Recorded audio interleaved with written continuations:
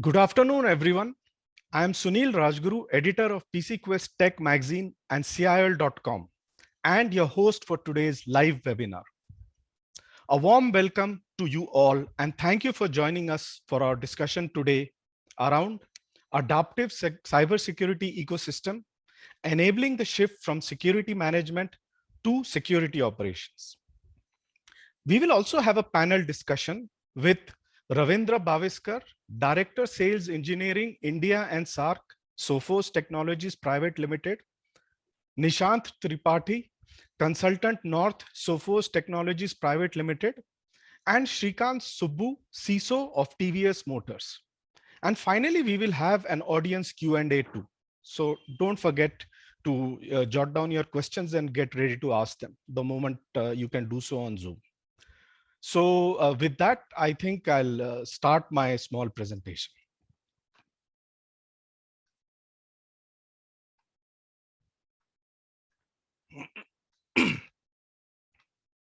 So, the hottest topic right now is still COVID, the new normal and the changes taking place. And thanks to the technology, so many changes have taken place. So cybersecurity is no different. Because there is one way that technology moves, it moves forward, it doesn't look back, and it changes everything with it, right? Just 1 minute. Yeah, so as I said, I'm Sunil Rajguru, editor of PC Quest and CIL, and you can get in touch with me at my email ID or at my LinkedIn handle. So I think the biggest thing we have to see is our attitude. We have to change our approach. We have to see what resources are available to us. And I think we can change the security situation altogether. So, for example, everyone talks of, COVID era, post-COVID and everything, but I think we're already in a new era. There probably is no point in discussing the COVID era or post-COVID era, normal, new normal. And I think we're already in a new era.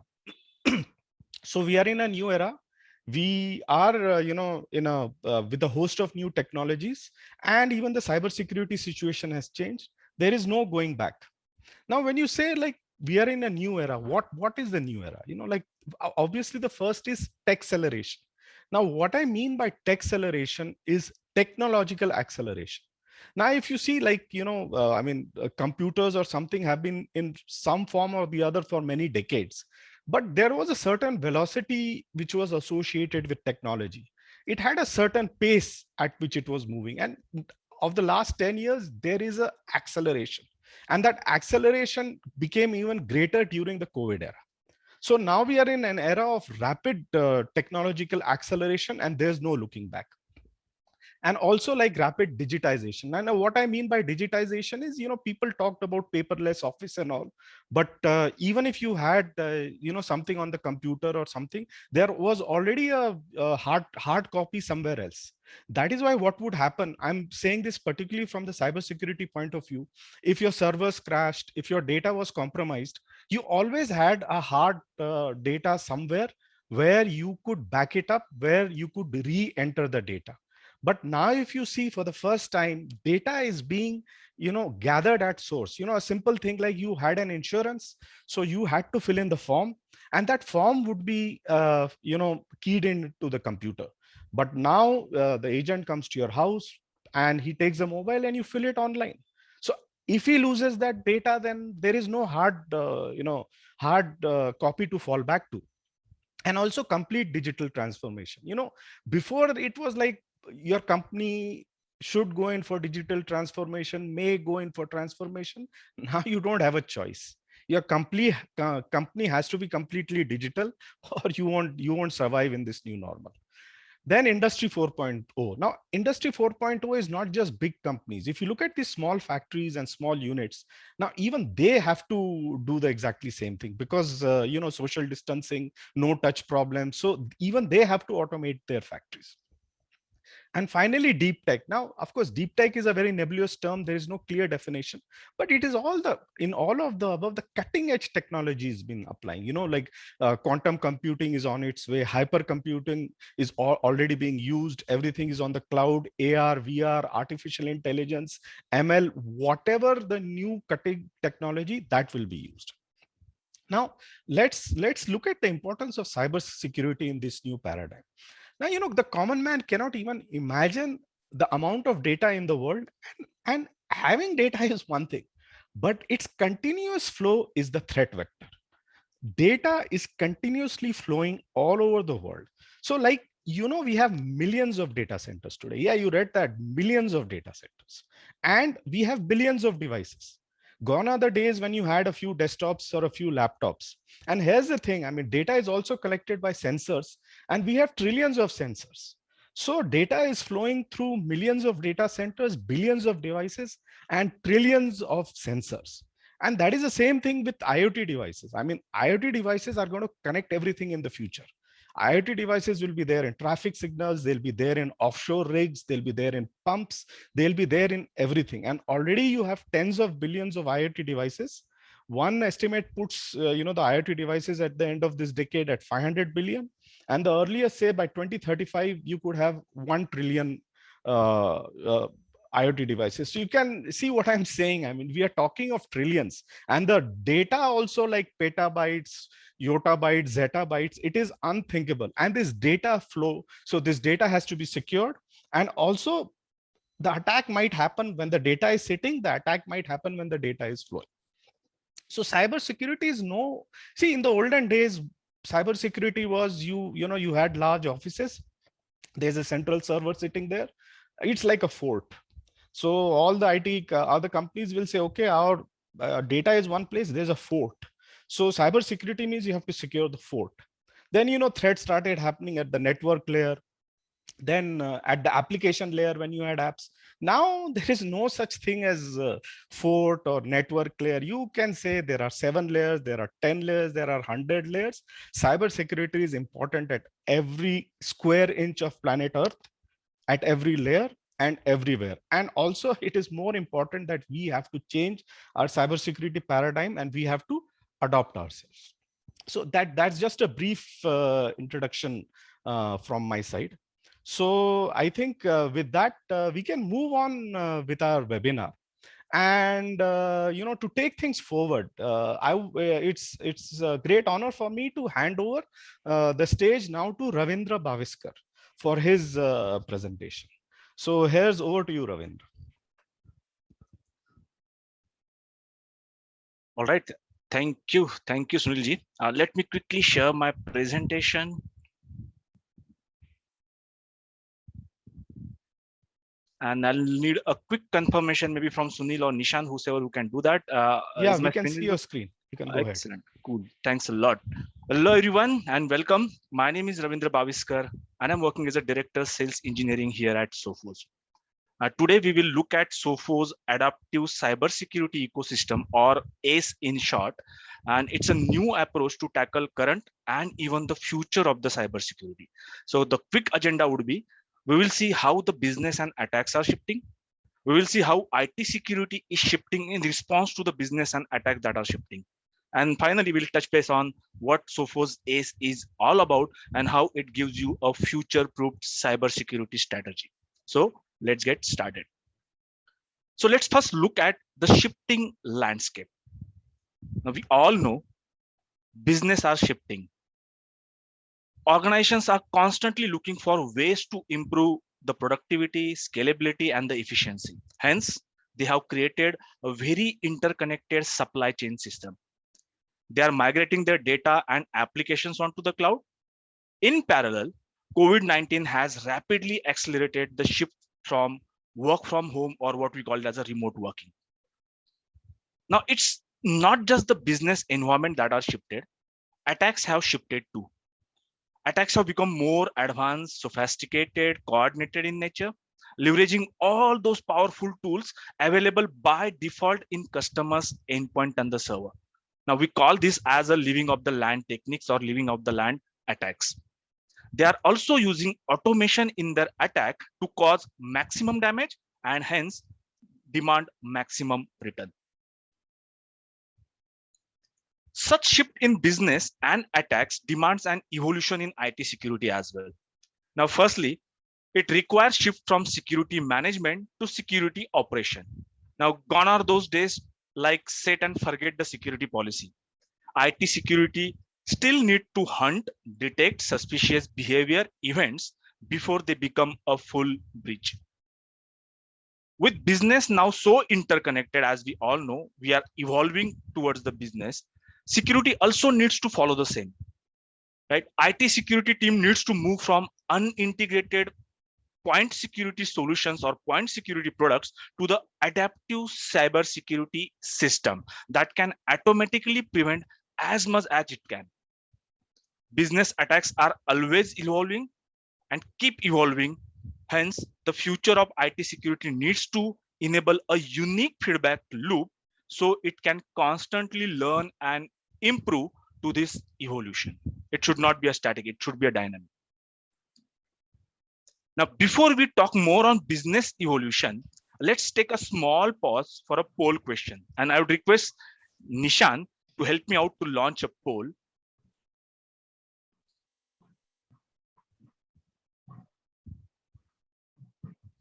So let me know once Nishan, you'll be able to, yeah, I can see the poll now. And I will request everyone to just answer the question. Yeah, poll is which security solutions are currently deployed in your organization? It's a multi-choice question. You can select the options available. You might be having solutions which are not listed here, but then out of the list, what are the solutions which you have currently deployed? So Ravi, the speed is picking up and we are getting responses from the audience. Excellent. The few common ones which I can guess without knowing the result, obviously, since you are controlling the poll, it will be network security and endpoint security for sure. You are absolutely but right. I'm keen to know the result as well. Yeah, so I'm waiting for more responses, and I would request everybody to quickly jump onto this poll and share your responses with us. And this is going to make our discussion more interesting going forward. So we have close to 40% respondents till now, and I'm waiting for more people to respond to this poll. Yep.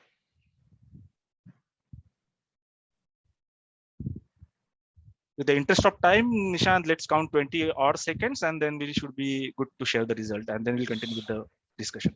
Sure. So I'll just count till 20, and I'll close the poll.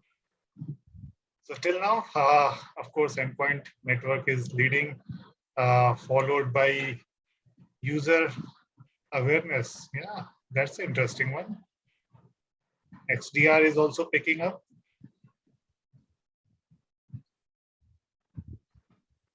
We've got few responses from the cloud security as well.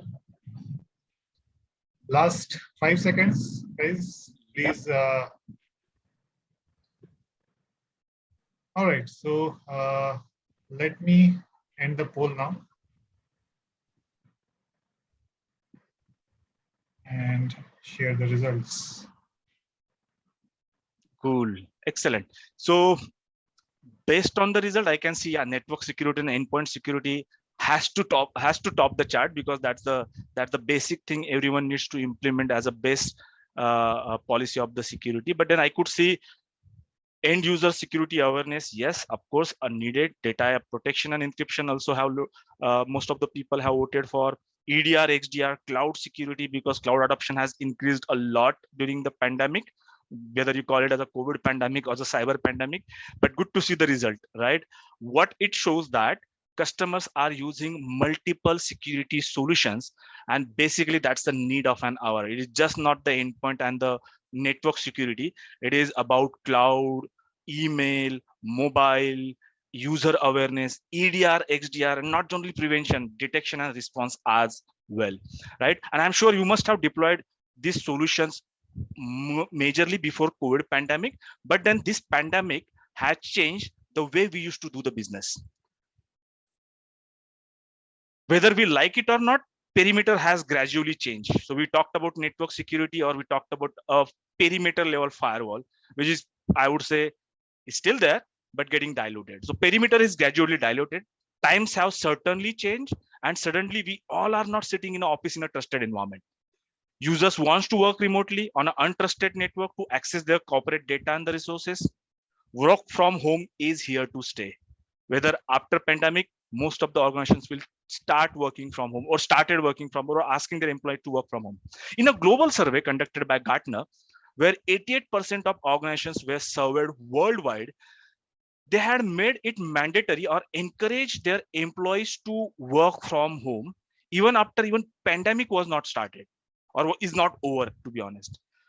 And that's the millions of organizations when I talk about 88% of organizations surveyed worldwide. And as I said, adoption of public cloud platform has also increased a lot. When I say public cloud platform, it means the devices, the services, the applications once used to run within the corporate perimeter now can run outside of it. In short, everything is everywhere. And this business evolution of live everywhere, work everywhere, and services everywhere has given attacker a larger attack surface to explode. Hence, it becomes equally important for organization to secure everything. When I say secure everything, you still need to secure users wherever they are, whether they are in office, whether they are traveling, whether they are home, right? Work from home culture, typically in Sophos, we call it as a branch office of one. Earlier, there has to be a branch office typically, right? HO and branch, but then on every user sitting at home, accessing the corporate data becomes a branch office of one. You need to secure them. You need to secure all those applications migrated or you're planning to migrate to the cloud. At the same time, you still need to secure the corporate boundary or the traditional perimeter, which is getting diluted but not vanished yet. Well, good news is Sophos is there to help all those customers like you. Sophos has full stack of security solutions, which you obviously have selected, not selected. We have more than that. Not only security solutions, but the services to secure user, to secure network, and secure cloud as well.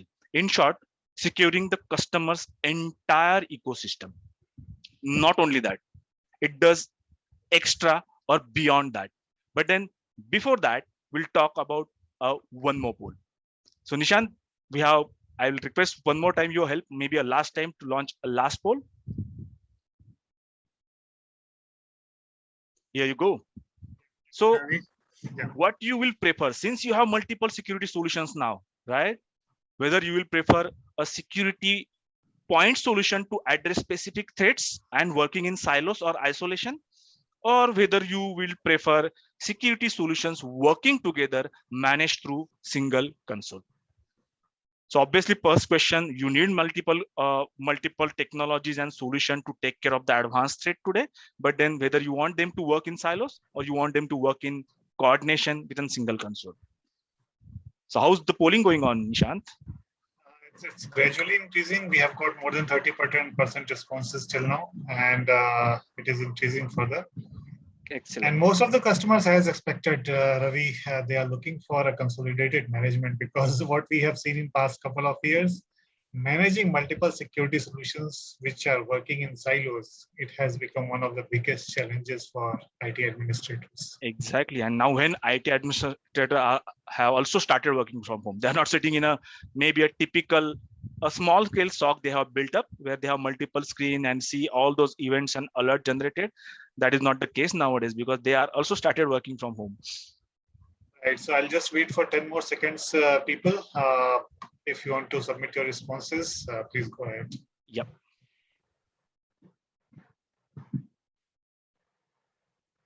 I can somewhere expect the result. Yeah, the choice or the obvious choice people will be selecting, but then question is whether they are doing it or whether there is a solution available to do the same. So let's see the result. And as expectedly, most of them has chosen a security solution working through managed through or working together and managed through a single console. Few of them, 25% of people have chosen to have a point solution targeting a specific threats, right? A specific need. But then the way attacks are coordinating, I think security solution has to coordinate as well. So moving along, As we have already seen, Sophos has full stack of security solutions. And not just that, all those security solutions does not work in silos or isolation like most of them do, right? Rather, they talk to each other with a synchronized security and form a adaptive cyber security ecosystem, which kinds of enable a unique feedback loop, which will be constantly learning and improving your system, right? And that is exactly what we are going to see in next couple of slides. So I talked about two words, one synchronized security, which forms an adaptive cybersecurity ecosystem. So let's first talk about the synchronized security. Now, synchronized security is nothing but an integrated, connected, automated technology, right? And this is not new to the Sophos, right? We have launched synchronized security way back in 2015, and it is still very much as a part of the innovation or what we do. But ACE, that is adaptive cybersecurity ecosystem, is the evolution of the synchronized security. So let's first talk about the synchronized security. Now, this will be the simplest example I would be giving you about the synchronized security, because I just want to transit to the synchronized security to the ACE. So synchronized security gives abilities to the Sophos product to share real-time threat intelligence with each other using a security heartbeat, and then automate the incident response, right? So that you can take an automated action rather than a human intervention. Now, as I said, we launched synchronized security in 2015. It was completely unique at that time in the market. And then we continue to offer most extensive integration of the security products.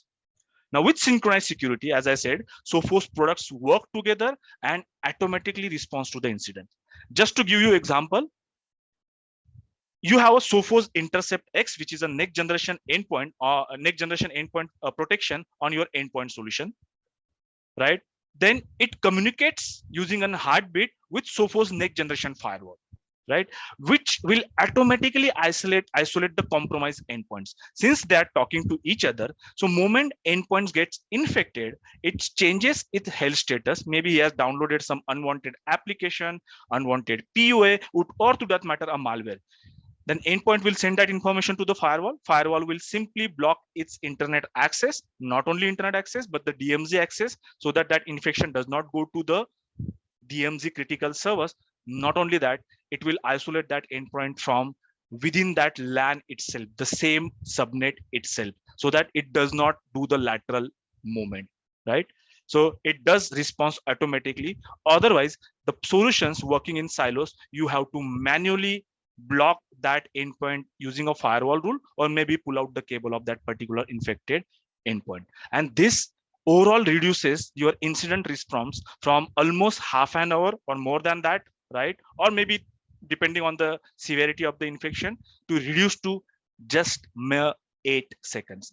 Not only that, if firewall cannot identify app, it's an era of app nowadays, right? Everyone uses app. If firewall cannot identify app, it will ask endpoint, since they are communicating with each other, endpoint will provide the name and the category of that particular application which has been unidentified. There might be a local application, unclassified application, right? In that way, you get the 100% visibility of the application classification with synchronized security. While our customers are taking advantage of synchronized security and appreciate the impact which synchronized security is creating in their environment, however, you just don't need to go by our words. Gartner says Sophos continues to lead the market with its XDR capabilities between firewall and endpoint security products, multiple products. And we are not stopping here. Sophos adaptive cybersecurity ecosystem builds an automation and integration of synchronized security and taking it even more further. So let's talk about the Sophos adaptive ecosystem extended synchronized security. Now it gives you more sensors. Now no one knows where the next attack will be coming from, right? It's simply impossible for human operators to monitor everything. Hence, you need to have a system that monitors every point. And that's why we have expanded inputs to include even wide range of technologies in our XDR offering, which is recently launched. And by the way, any EDR customers can have XDR as free of cost from Sophos. So XDR basically extend detection and response capabilities from endpoint and server to firewall, to email, to mobile, or to the cloud protection as well. So more sensors. Then we have more data. Now the data lake, I'm going to talk about data lake in my next slide as well. So data lake basically combines and correlates the information getting from all those sensors, right? And then you, as a customer, you can fire a query to investigate what exactly is going in your environment. And it will help you to correlate the events, and so that you can easily identify a notification or an event before it actually turns into a full breach. Next is more intelligence.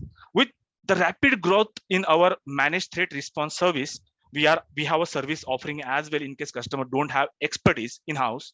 So we do offer managed threat response service to them. We are able to add real-time data from our expert threat hunters, right, to complement the detection data. So XDR gives you good detection, but then our MTR service, who are constantly doing the threat hunting at many customers, right, gets that intelligence and put that data into the detection or that intelligence into your system. So in parallel, we continue to advance our AI models, threat detection inputs from our Sophos labs too. So again, more intelligence. And last but not the least is more integration. As I said, Sophos lab, Sophos AI team, Sophos security operations centers or threat hunters works together, right? Integrating their expertise for the benefits of all the customer in a virtual cycle. So let's give you an example. PowerShell, we all know that it's a legitimate tool and we use for the many good purpose, but has been used widely by the bad guys as well, attackers or the bad actors as well.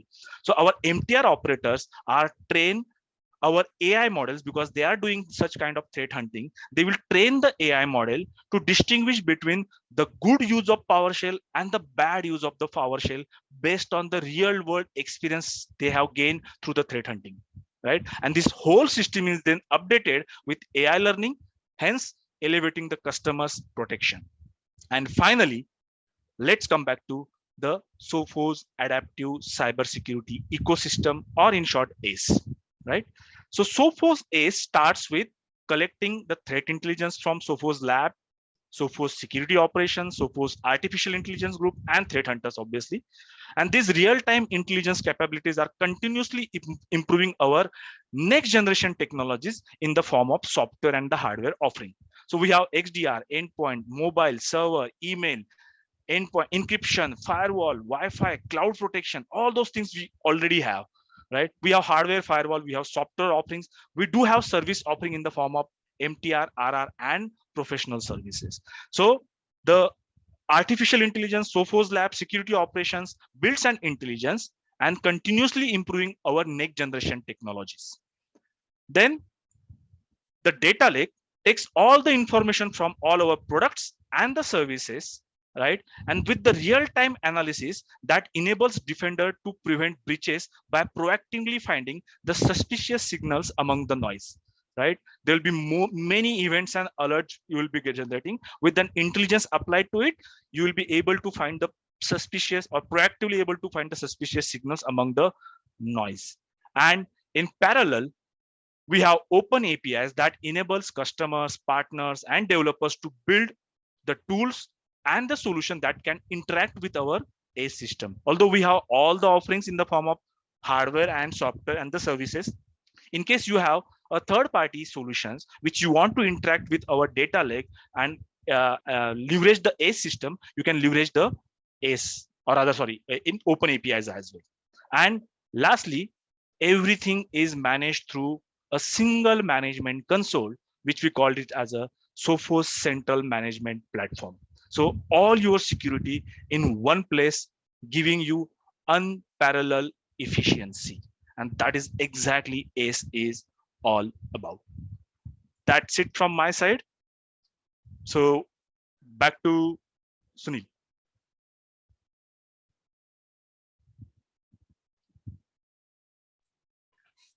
Hi, thank you, Ravi, for that very enlightening session. So I'm sure it was very informative for all of our what you call viewers. So I think now we can, based on this, now we have done the introduction and we have learned a lot about the Sophos adaptive cybersecurity. So I think now we can, move ahead to the panel discussion. So I think we'll go ahead directly with the panel discussion. So I just regret to inform that one of our speakers had some slight emergency and could not join.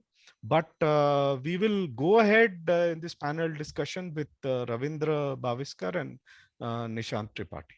So welcome, Ravindra and Nishant. So I think we can go ahead with the panel Sure, discussion. we'll be most happy to go ahead with the panel discussion and throw insights over the cybersecurity and the questions customers have. Yeah. So I'll ask each of you a question, but please the other person can also add. So let this be slightly informal. So I'll start with you, Ravindra. You know, like we have discussed the changes taking place in the COVID era. The threat landscape has changed and is changing, and there are a lot of new threat vectors that have come. I mean, two of the hot threat vectors are cryptojacking and ransomware. These two are really in the news nowadays. So what are the implications of these changes and how can organizations even think of defending against these new threats? It's a hot topic. Thank you for bringing that question. And as a security vendor, me and Nishant can throw a light onto it. Unfortunately, the industry speaker would have thrown his perspective as well. But then, we can share the experience where we have interacted with the customers during the threat investigation where they faced ransomware attack. But then the question which I always have in a mind, which most of the customer often ignore or neglect, or I'll ask people who are there as an attendee can throw their answer onto the chat panel. Whenever there is a ransomware attack, people see they had a ransomware attack, but then the question is whether it's a beginning of the attack or end of the attack, and that's the question I usually ask customer, right? I would love to see the chat box and what exactly people thinks about it. Ransomware is a beginning of an attack or end of an attack? Let me just see my chat window. Guys, please feel free to answer. It's an end or beginning. You can just simply type end or beginning, just to make it more interesting. End, yeah, one beginning. It's equally poised right now. Beginning, I think 2:1, 2 for beginning, 1 for end. I would like to hear more from the people, just to see, just to make this question more interesting rather, and then I'll go ahead and answer it. So right now only 3 people gave it, but then based on the answer, more people are inclined towards beginning, and that's again beginning. Yeah, I can see Sandeep has said beginning. Most of them are saying it as a beginning. That is not true, to be honest, right? So because ransomware is visible to the naked eyes, it's the most visible thing to the naked eyes because your systems has got hacked, encrypted. You see the ransom note, right?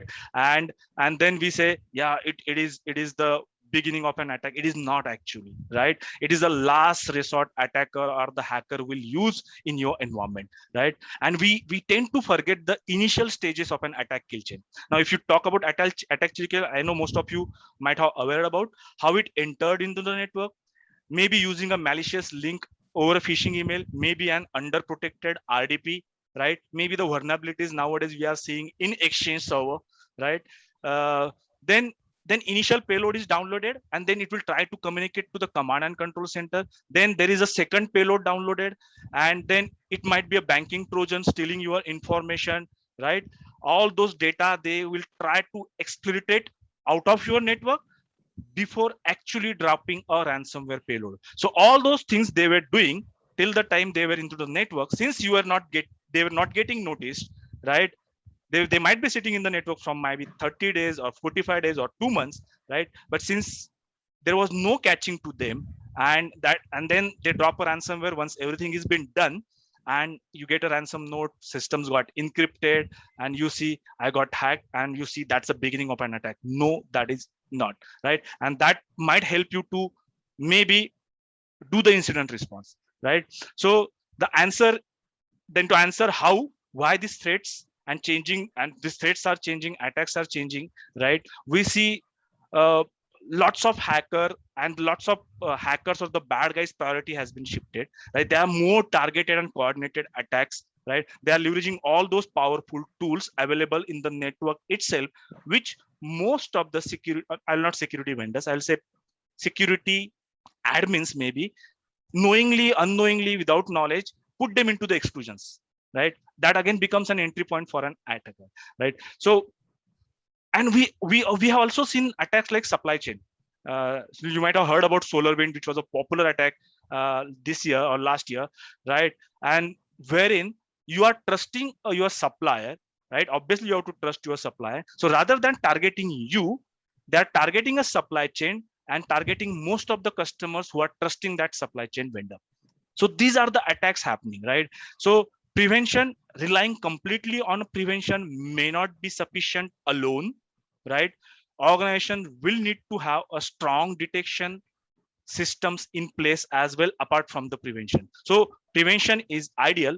It's a classical saying, prevention is ideal, detection is must. But however, any detection without a response is of less value. So you should be looking out for the detection mechanism, because if you fail to prevent it, you should have a mechanism to detect the activities they are trying to do in your environment. Ransomware is a visible thing, whether a data exploited, whether they try to access unwanted accounts at unwanted time, whether they try to change the passwords of the users, right? All those activity has to be catched, and that's why we see a good buzz or other good adoption of EDR and XDR nowadays. So prevention and detection has to be there to take care of such activities, right? So that's the overall picture I want to paint right now, but would like to hear it from Nishant as well if you have anything different to say on this. Very interesting question you asked, Ravi, whether that ransomware is a beginning or an end. And yes, the attack kill chain visualization gives us the more clear picture onto it.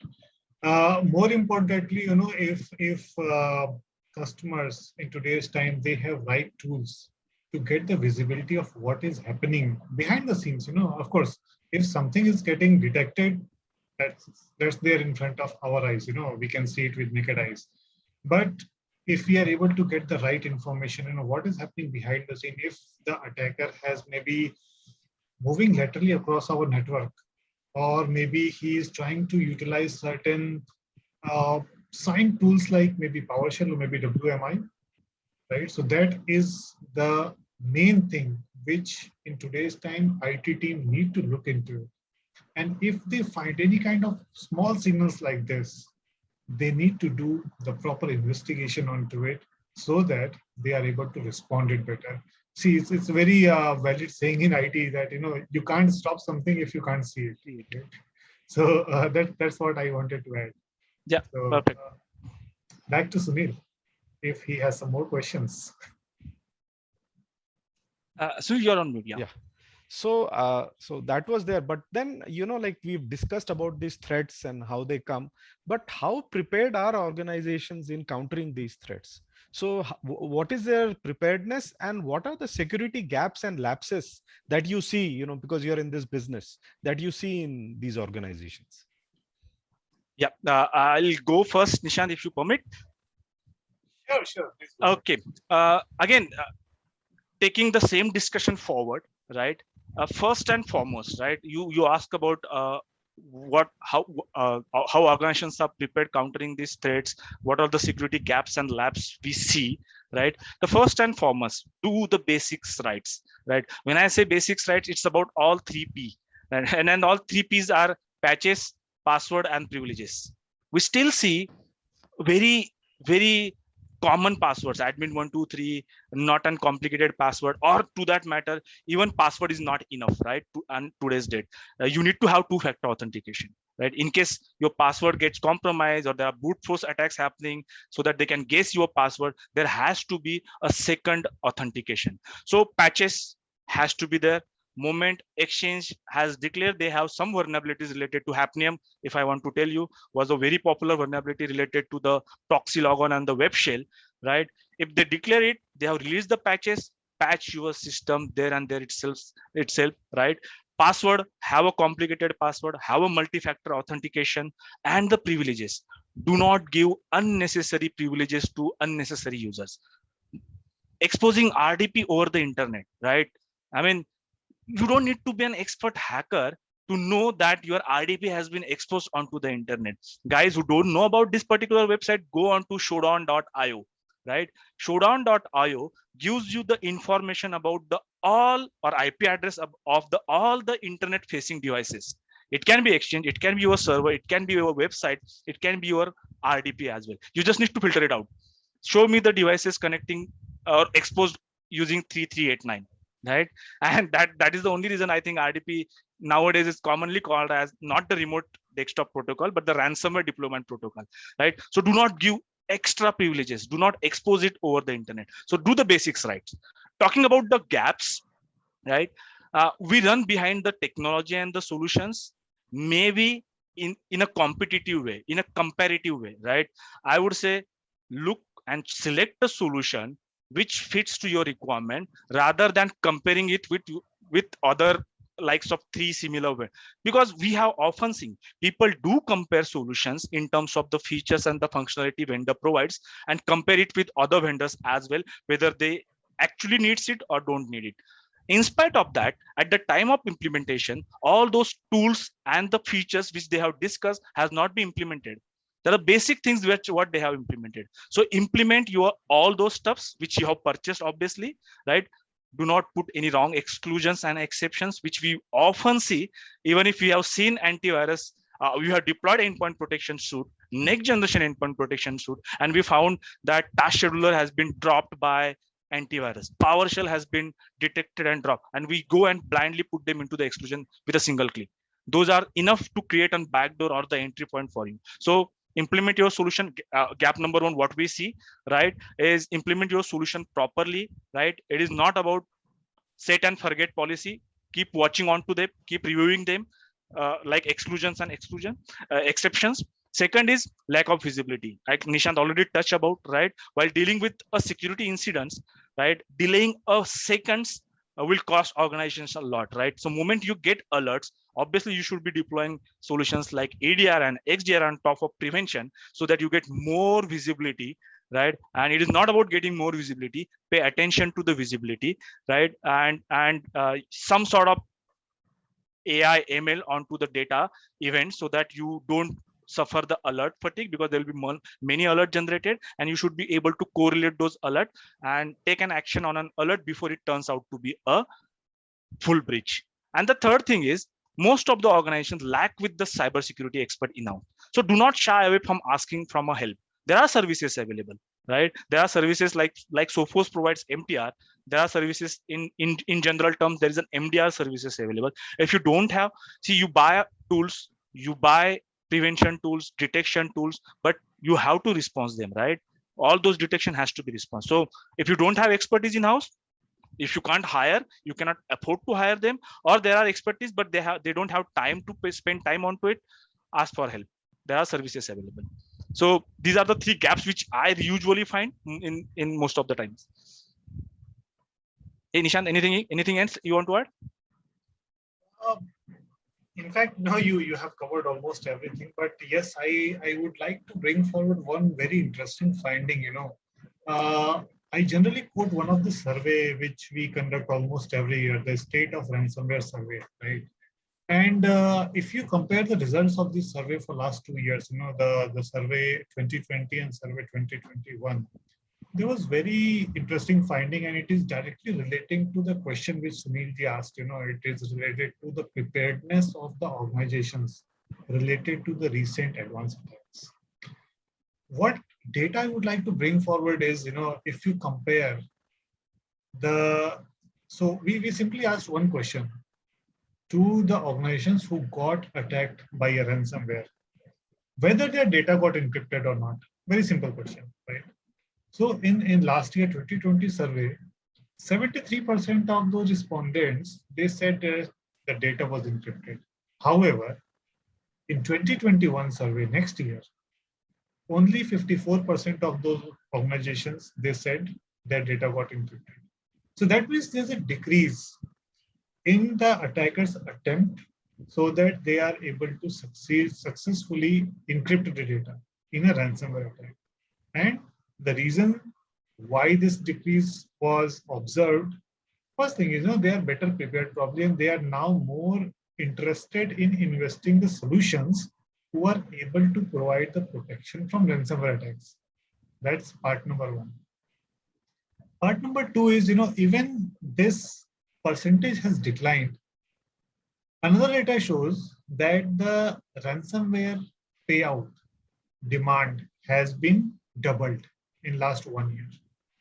The reason is the attackers are using more sophisticated techniques. You already given, 3, 4, I think 4 examples you have given how the attackers are using more sophisticated techniques to launch a ransomware attack.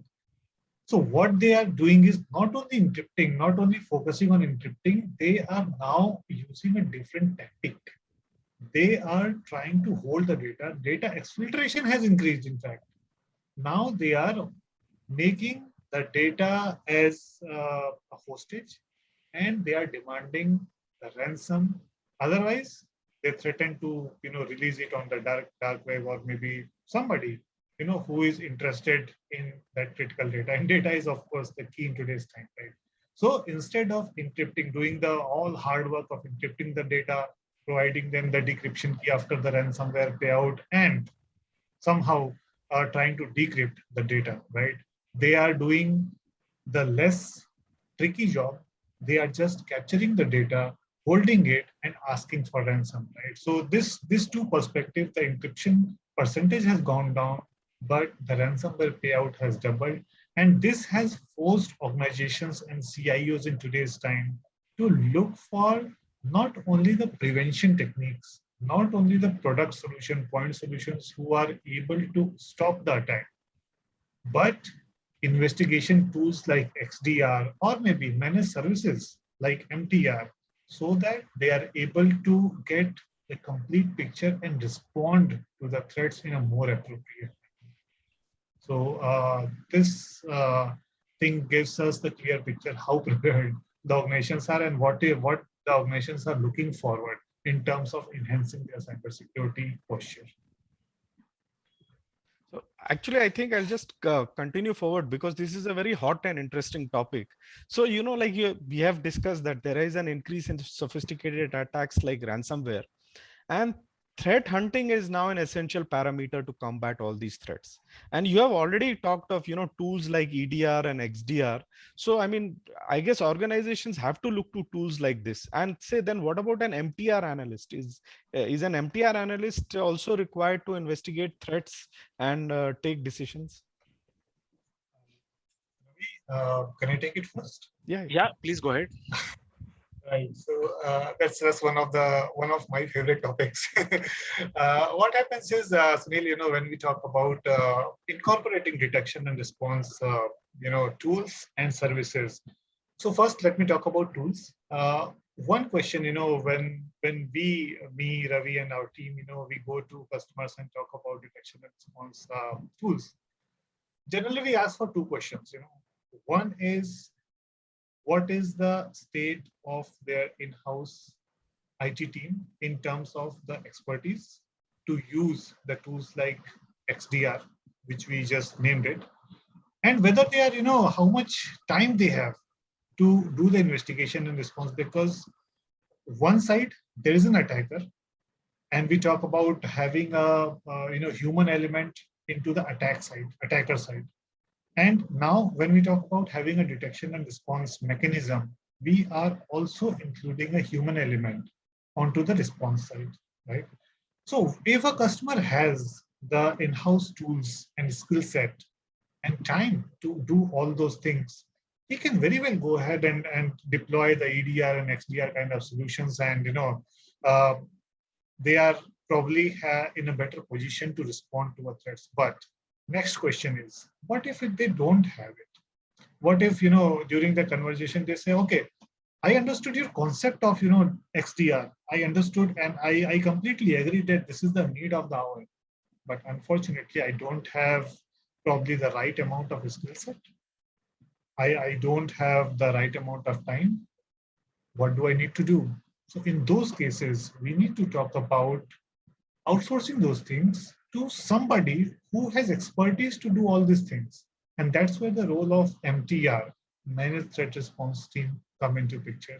They are going to do all these hard jobs, detection of threats, neutralization of threats, and doing maybe periodically security audits, sitting with customers, suggesting them the best practices, and making them more secure. Right. So that's where the role of detection and response comes in, and we can talk about either XDR or MTR.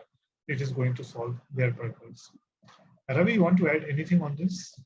Yeah, almost the same thing, but just like to give a different picture to it. I mean, the question Sunil asked was, do they need EDR, and is it enough, or do they still need MTR or the threat hunters or the threat or MTR analysts, right? Now, the fact is, guys, these bad guys don't sleep. We all know, right? They are constantly poking our networks, and we always think that I have installed firewall, I have installed next generation endpoint, that's enough, right? But the fact is, the defense in depth has to be taken into the consideration. I always said, having best tools, generating best logs in the world, but nobody looking at them, it's of no use, right? And that's why I always repeat this classical saying in the cybersecurity. I'm repeating it again: prevention is ideal, detection is must, but however, any detection without a response has a very little value. And that's why tools like EDR and XDR, like Nishan said, will give you all kinds of detection and visibility. That is a required thing, right? But is anybody watching them, right? Is anybody correlating those events, right? And all those events or suspicious activity, we usually call them IOCs or IOBs. In case you're wondering what is IOCs and IOBs, IOCs is indicator of compromise, and or you call it as an indicator of breach, right? They are just giving you some sort of indications something is fishy happening in your network. But is a team equipped enough to understand those alerts, right?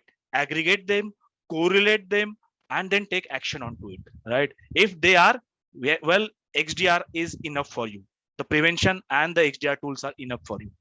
And as like Nishan mentioned, if you don't have those skill set, ask for help. Services like MTR or MDR can help you to come out of the situation. That's a proactive service, right? Rather than hiring and investing into the people, right? They might be with you. Well, if they learn threat hunting, they are equipped enough, they might switch their job. You need to hire few people again, and there's a shortage of cybersecurity skill sets overall, which even IDC and Gartner has echoed, right? So if you don't get them, get the services rolled into your organization. So yeah, you do need a threat hunter, MTR analyst, in case you don't have any in-house. Okay, so that's interesting. I guess you have to be very proactive as a company. Exactly. Go out and get all the tools. So Sunil, I always ask this, tell this thing: whom do you want to pay, right? Do you want to pay to a bad guys or to a security analyst? Because once incidents happens, right, it is not about paying ransom, right? If you don't choose to pay ransom, right, it is all about the downtime, all those backups and restoration you have to do, right? And on top of it, you might need to roll out some incident response team, which will also give you a huge PO. So whom do you want to pay? That's the ultimate question. It's quite interesting. Yeah.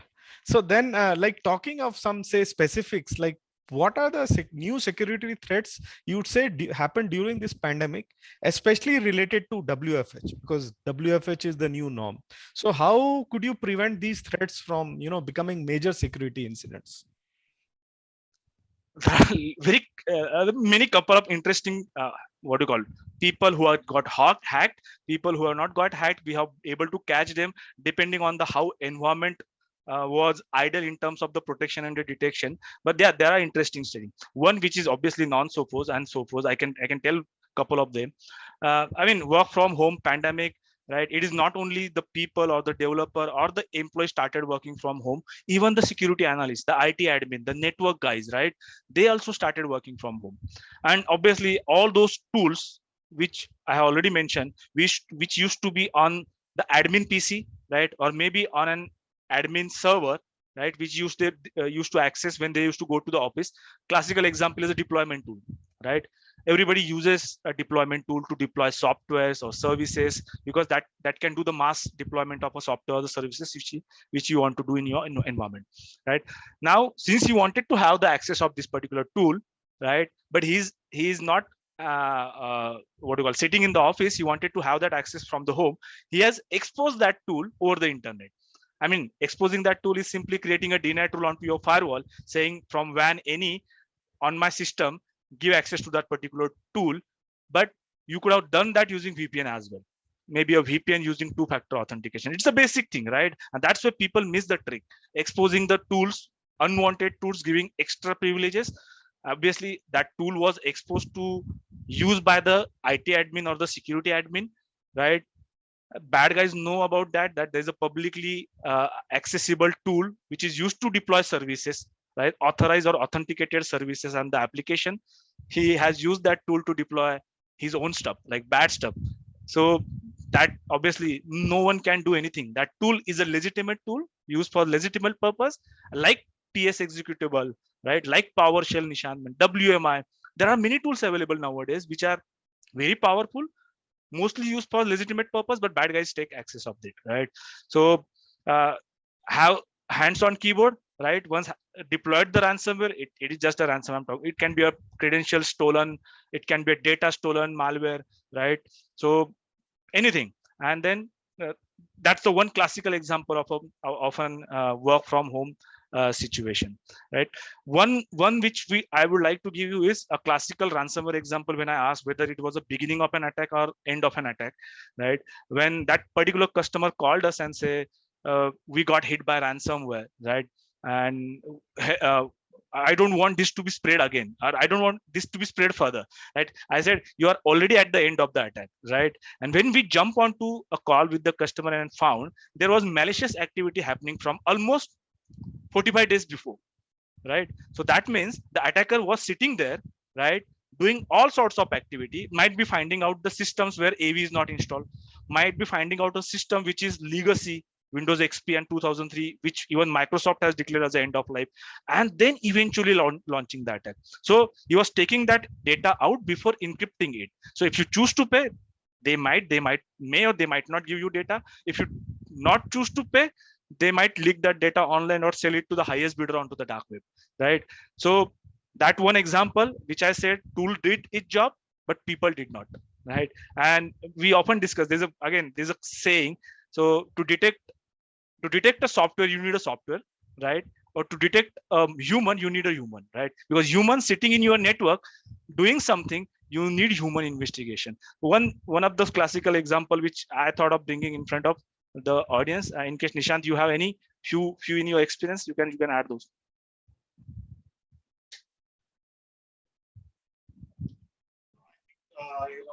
You perfectly summarized it up, and let's in the interest of time, let's hear Sunil, if you have some more questions to be covered here. Yep. Yeah, so actually, I think it's time for we have, maybe you can 5 minutes more. We can have audience questions. So I'd request the audience to, please send in your questions. So they don't have to be detailed. You can even send a short question. And also, even if it's one topic or a topic has been missed out, you can just key in. You want to know more about the topic. So I think while we are waiting for the audience to answer, maybe you can just briefly tell us about the next generation security. What is the next generation security we can look forward to? And, obviously that will include AI ML. So as you are answering, once again, I request the audience, please send in your questions, and you can even send a topic which briefly you want to be covered. We can just take that up. Yeah. So I'll quickly touch upon it. I think you also talked about that, Sunil, in your initial slide. Evolution, right? Is the need of an hour, right? You need to evolve to going away forward. Like business is evolving, as I said, attacks are evolving, right? And then technology, the security technology which we are using should also match the space, right? So the next generation solutions, right, are the solution to look out for, because they are evolving, because they are extensively using AI and ML. And I can proudly say that most, or rather all of the Sophos products and services using AI and ML. Now, why you need AI and ML? The amount of logs and the events generated by the solutions today, right? And amount of technologies we are using, people might have heard about SIEM, right? That is exactly SIEM does. data aggregation and the correlation. But it's a huge, right? You still need to spend time into doing some kind of analysis onto it.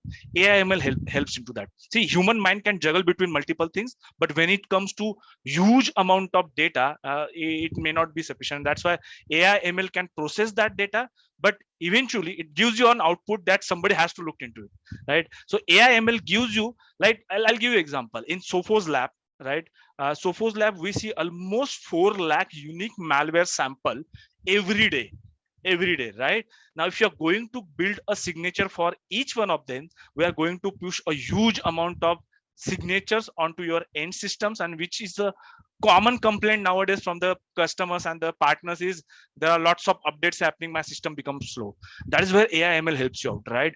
AI ML can build or take that entire malware analysis, good files, bad files, apply artificial intelligence or machine learning, build a model so that a new things comes, a new file comes, it can just use the logic which he has observed based on the good files and the bad files, and analyze the characteristics of this new file and help him to categorize whether it falls under the good file or the bad file. And that's how the AI ML helps you out, right? So obviously that's a need of an hour.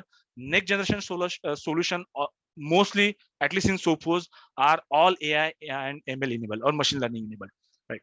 So in case you don't have, I mean, if you throw any questions to her on a question panel, and Nishan, you want to add anything? I don't see any questions on the question answer panel yet. Did you got anything? Sunil, any questions from audience which we can take now?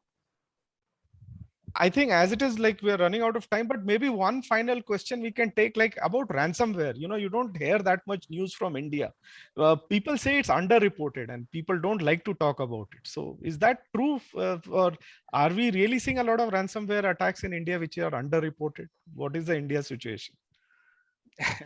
Interesting one. Nishan, you want to go? I would like to answer this because I mean, should I or should I not? That is the question. You can just answer vaguely, as in, without giving away it any is of true. your. It is true. It is true because it is all about the reputation of the company as well.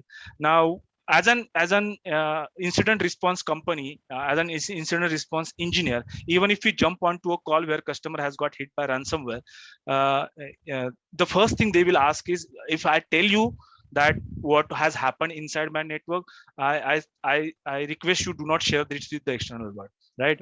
So most of the customers tend to do that. I don't hold them wrong, to be honest, because it's associated with the brand or the reputation. It might impact their business related to the customers and the vendors they are dealing with.